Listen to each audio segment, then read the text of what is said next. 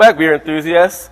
You're watching another Cunwell Brothers beer review show where we delve into the world of craft brews. Today we have a special treat for you. That's right, Justin. We're diving into the archives and revisiting an exceptional brew, the 2019 variant of Three Floyd's Dark Lord Stout French Vanilla Militia. Buckle up for this flavor-packed journey.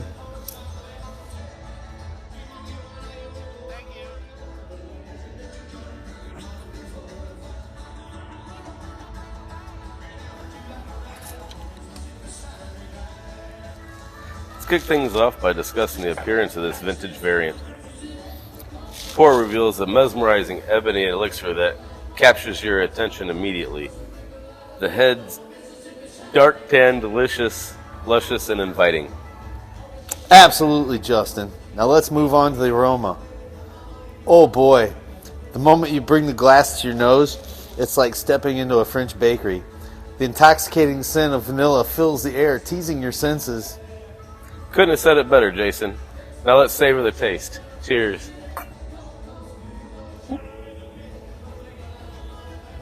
Wow. Just wow. This beer takes you on a flavor journey through layers of richness. The vanilla presence is bold and pronounced, offering a velvety sweetness that dances on your palate. Absolutely, Jason. And the vanilla subsides.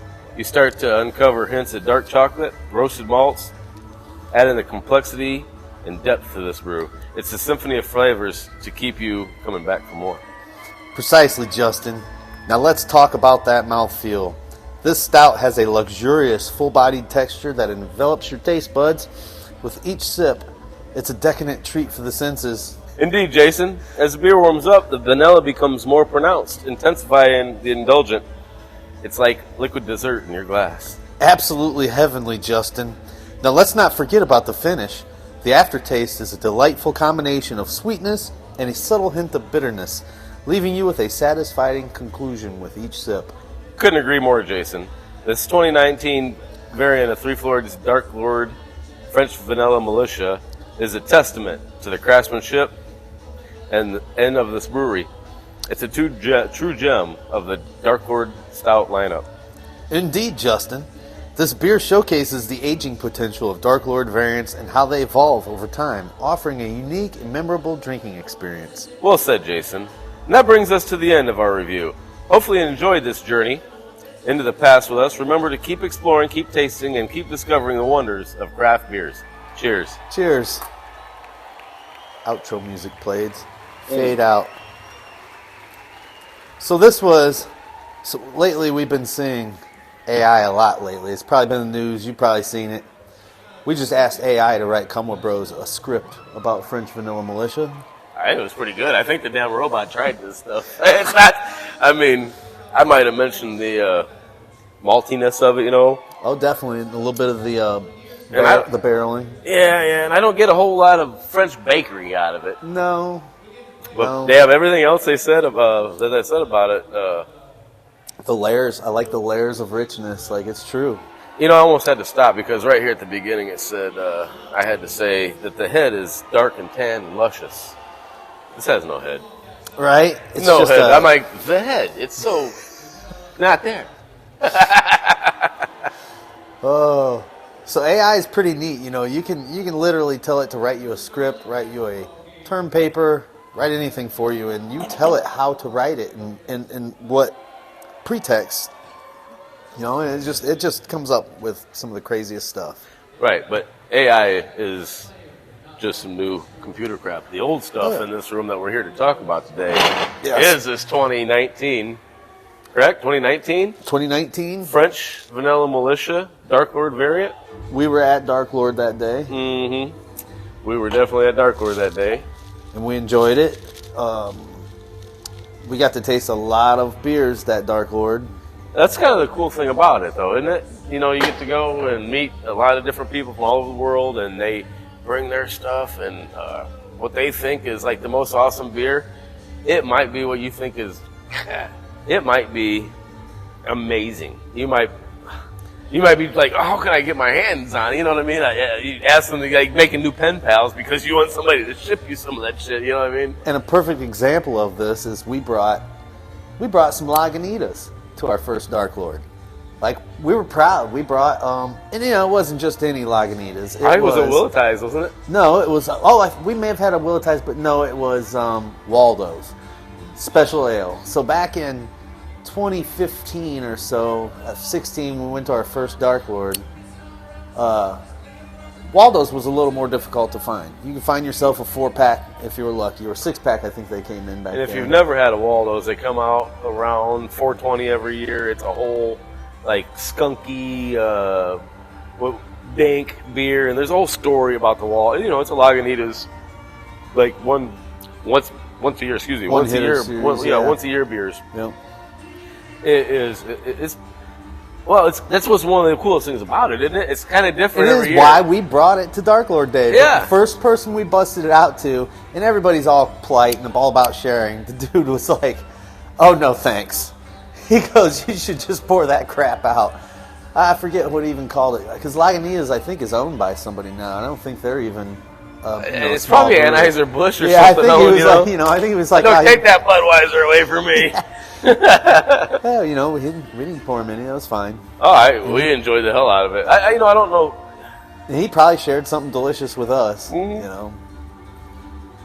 But yeah, Dark Lord Day, and we didn't go this year, unfortunately. A lot of our friends did. It seemed like everybody had a real good time. Seems like it's back to the original festival it was. You went from Waldo's to back to Dark Lord Day without mentioning just how wonderful Waldo's. We got a Waldo's.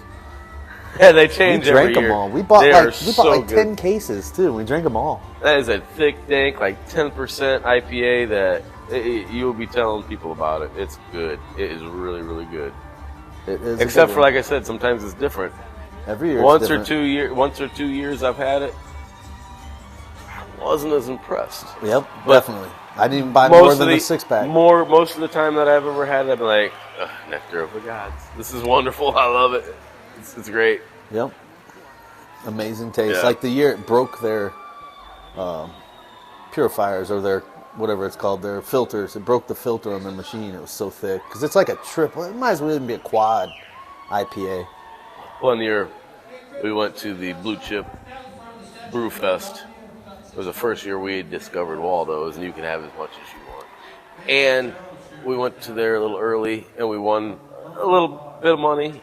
It paid for our tickets, and we got VIP passes to Dogfish Head. Oh, yeah.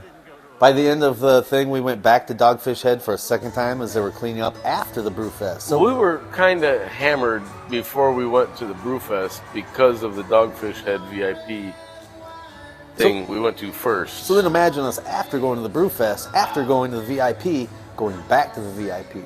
I'll show you right here. Here's the pictures. There's Justin. There's me. So, yeah, but that was also kind of the same time we discovered Waldo's, and it was, like I said, all you could drink Waldo's. But it was kind of like sours were like the new thing on the scene, and I wanted to try all the sours I could. He's not a huge fan of sours. He'll drink them with me, especially like the meads and stuff, But he's not a big fan. And then, but basically I had to trade off. Every time I got him to go get a sour, he got me to go get a Waldo's. And that's how we went pretty much all day. We had a sour and a Waldo's, a sour and a Waldo's, a sour and a Waldo's. We sure did. And quite frankly, some of those sours were great. Some of the sours weren't. The Waldo's were all wonderful. So I would say everything fell off of this, to be honest. Everything. The vanilla is... You're reaching to find vanilla in there. You know what I taste? Dark Lord. Sticky Coca-Cola. Well, I kind of taste like a OG carbonation to it. I think this bottle might have not been prepared properly or something. So I'm not so impressed with this one at all. It's kind of got a cheap wine barrel flavor to it. Does. But I definitely get that, It surely isn't no French vanilla. No. Not, I get no... I'm not rolling through the bakery right now. I mean, no, not at all. I did get some notes of, dark chocolate notes for sure, but they could be easily mistaken for, burnt barley, you know what I mean? Yep. Because it's not... It's like a baker's chocolate, cocoa. Yeah. Yep. I wish there was somebody else here, because I would Tell them to enjoy it. I wish there was somebody here to help us drink this too. 'Cause I hate dumping a dartboard, but Especially a French. especially a vanilla variant. Yeah. Oh, you know what? Do you got any Oreos? We could maybe tart this thing up a bit.